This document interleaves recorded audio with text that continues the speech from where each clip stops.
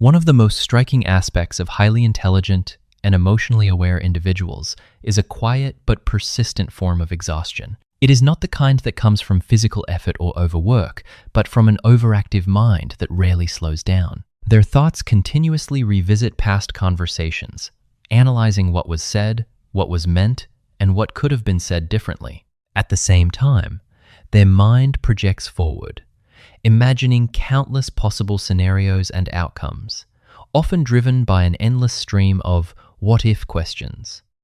This creates a psychological paradox. The very cognitive ability that allows them to be thoughtful, precise, and deeply empathetic also becomes the source of their fatigue. Their intelligence itself is not the issue, but rather the absence of a mental boundary that signals when to stop. Without this off switch, thinking becomes a constant background process, turning awareness into a cycle that quietly drains their energy over time. Psychologists refer to this pattern as maladaptive rumination, a tendency for the mind to loop repeatedly over the same thoughts, especially those tied to uncertainty, past experiences, or social interactions. Unlike random worry, this is a structured and persistent mental cycle that the brain returns to again and again, searching for clarity or resolution. Importantly, research shows that people who ruminate are not simply weak or overly anxious. In many cases, their brains are highly efficient at recognizing patterns and trying to make sense of complex situations. The real issue is not that they think too much, but that once the thinking process begins, it becomes difficult to stop. The mind continues to revisit the same material, analyzing it from multiple angles without reaching a clear conclusion.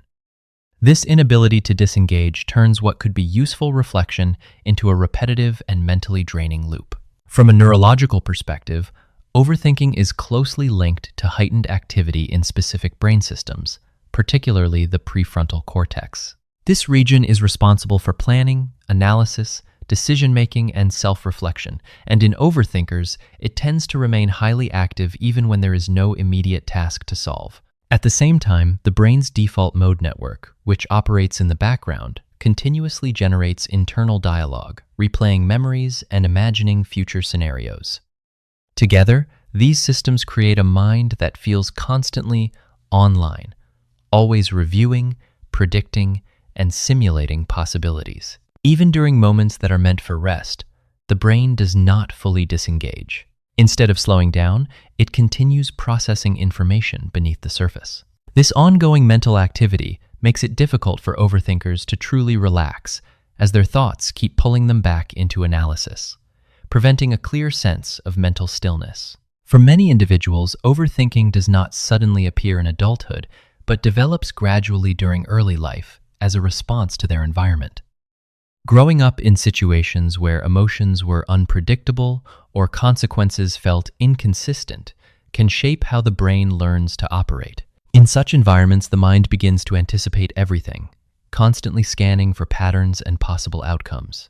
Thinking ahead becomes more than a habit, it becomes a survival strategy. If you can predict what might happen next, you may be able to avoid conflict, reduce uncertainty, or protect yourself from negative consequences.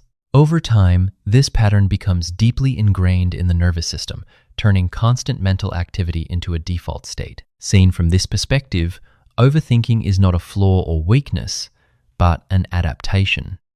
It reflects a brain that learned to stay alert, prepared, and in control in order to create a sense of safety in an otherwise uncertain world. Not all forms of overthinking are the same, and psychologists often distinguish between two primary types of rumination: reflective and brooding. Reflective rumination involves a more intentional and constructive form of thinking, where individuals turn inward to better understand their emotions, evaluate experiences, and gain insight into themselves. When kept in balance, this type of thinking can be beneficial, contributing to greater self-awareness and emotional intelligence. In contrast, brooding rumination is more passive and repetitive, characterized by dwelling on problems, mistakes, or negative feelings without moving toward resolution. It often creates a sense of mental stagnation, where the mind circles the same thoughts without progress. Most overthinkers move between these two states fluidly, often without noticing the shift. What begins as productive reflection can gradually turn into a draining loop, making it difficult to distinguish between helpful thinking and harmful rumination. One of the most deceptive aspects of overthinking is that it often feels productive. When the mind is actively analyzing situations, breaking down details, and searching for answers, it creates the impression that progress is being made. However, in many cases, this activity is not leading to resolution, but simply repeating the same thought patterns in slightly different forms. Cognitive psychologists describe this phenomenon as the illusion of mental progress, where the brain generates a sense of forward movement without actually arriving at a clear outcome. The thinking feels purposeful, even necessary, which makes it difficult to question or interrupt. As a result, individuals can spend long periods engaged in mental loops, believing they are working toward clarity when they are actually reinforcing the cycle. This illusion makes it especially challenging to recognize when thinking has shifted from being helpful to becoming unproductive and mentally draining. Overthinking is not only a cognitive habit, but also something reinforced by the brain's own reward system. When a person engages in problem solving, even if it is purely imagined or hypothetical, the brain releases small amounts of dopamine, a chemical associated with motivation and reward. This creates a subtle sense of satisfaction, not from actually solving the problem, but from the act of thinking itself. As a result, the brain begins to associate continuous analysis with a form of reward, gradually reinforcing the behavior. Over time, this conditioning makes it more likely for the mind to return to the same loops, even when they are unproductive. This is why simply telling someone to stop thinking about it rarely works. The process is not just psychological, but also neurological. The brain has developed a chemical incentive to keep going, making overthinking feel both automatic and difficult to interrupt. Research suggests that individuals who engage in frequent rumination often score higher in cognitive empathy, which is the ability to understand and anticipate the thoughts and emotions of others. This means that overthinkers are not just caught in their own minds, but are also highly attuned to the social world around them. They tend to notice subtle shifts in tone, body language, and emotional expression, often picking up on nuances that others might overlook. They are deeply aware of how their words and actions might affect someone else, and they naturally consider multiple perspectives in social situations. In this sense, the same mental system that contributes to their exhaustion also enhances their perceptual sensitivity. Their minds are constantly reading, interpreting, and making sense of human behavior on a deeper level, allowing them to navigate complex emotional dynamics with a high degree of awareness and insight.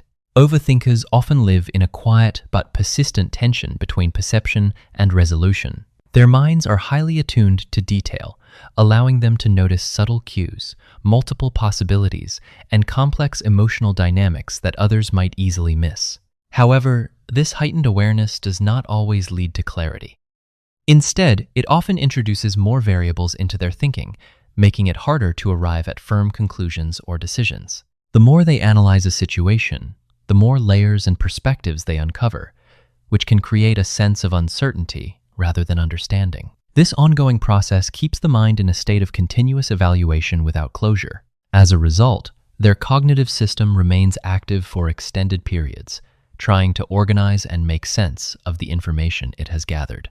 Over time, this imbalance between deep perception and limited resolution leads to mental fatigue, as the brain expends energy without reaching a clear endpoint.